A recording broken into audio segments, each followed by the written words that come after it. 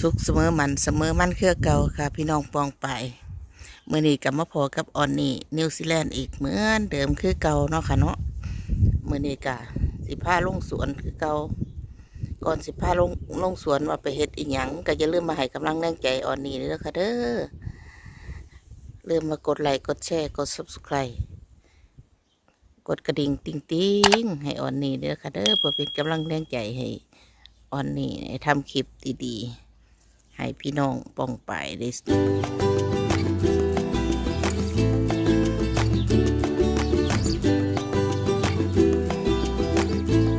มันกำลังจะมาอีกแล้วฝนก็ได้เนาะค่ะเนาะมื่อนี้ก็ได้มากคือเก่ามาเห็นของเก่าในราคาน้องเป็นเมียช่าง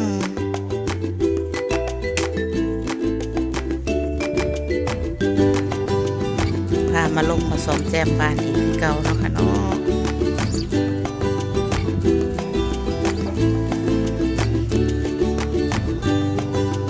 จำเศร้าฝนพอท่าได้มานะคะมือ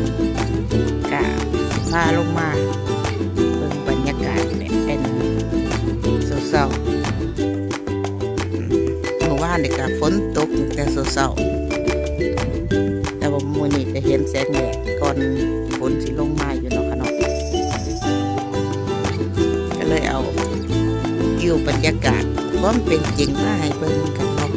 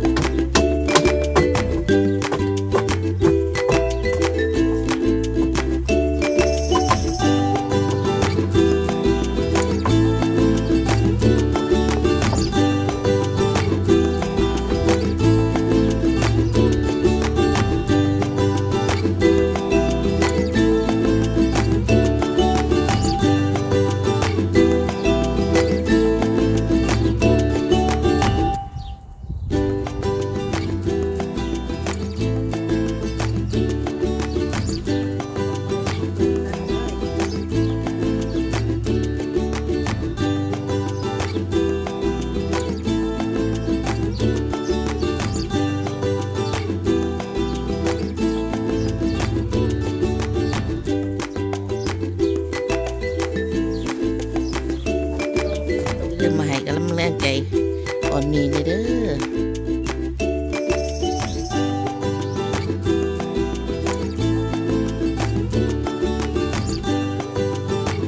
สำหรับมื้อนี้ก็ฝากเคาะไว้สำนีก่อนเลยค่ะเด้อเจอกันใหม่ในคลิปหน้าคลิปต่อไปสวัสดีค่ะ